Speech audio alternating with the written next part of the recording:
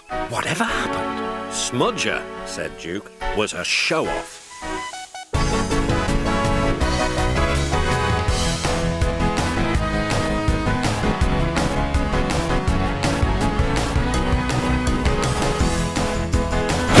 When I was a kid, one of my favorite narrow gauge characters was Smudger. I loved his attitude, and with the stories of Duke the Lost Engine being some of my favorite episodes, I saw a lot of him for his limited single episode showtime.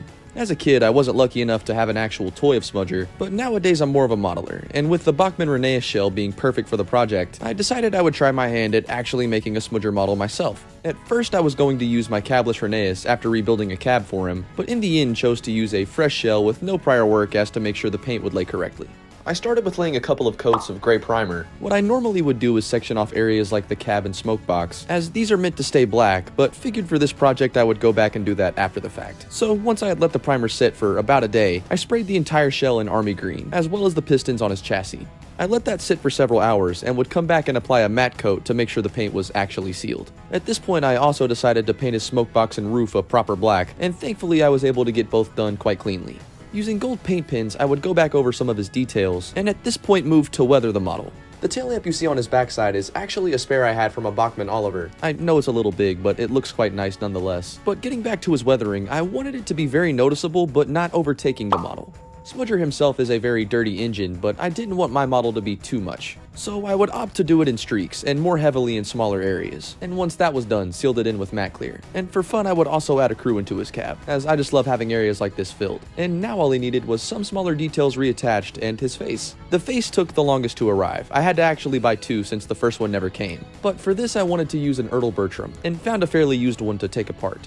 Once it was removed, I would touch up his eyebrows a little bit and blue tack it to his front. Now, currently Smudger is missing lining and his nameplates, and these are things that I would like to add in the future, but at this point don't have the resources to do. But for now, I'm still proud of the model, even if there's still work to be done. And honestly, part of me thinks if I left him like this, it wouldn't really be that big of a deal. And finally, with that, Smudger was completed. Before I made this model, I hadn't been modeling as much. I took a bit of a break to lose my creative block, and this was exactly the project I needed to fix that. I love how he turned out, and once or if I find some proper nameplates, he'll be even better still.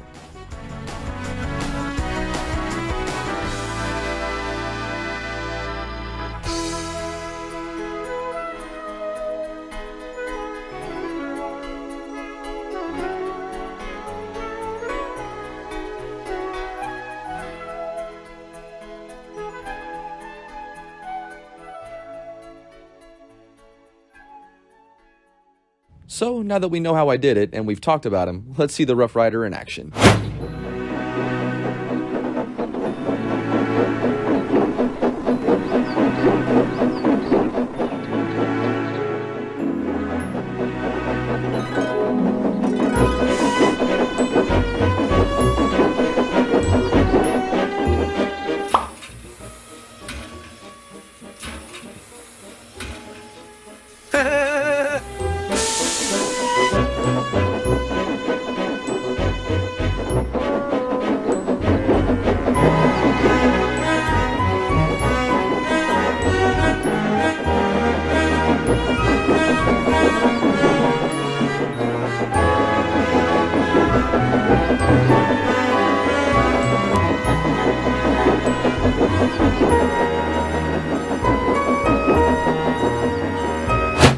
This was a project that I loved bringing to life, and hopefully you guys enjoyed as well. I'm happy to finally be back to modeling properly, and honestly may at this point step much further into 009. I'm loving doing narrow gauge stuff and honestly don't want to let up, so expect more of this stuff soon. Listen, Dookie, who worries about a few spills?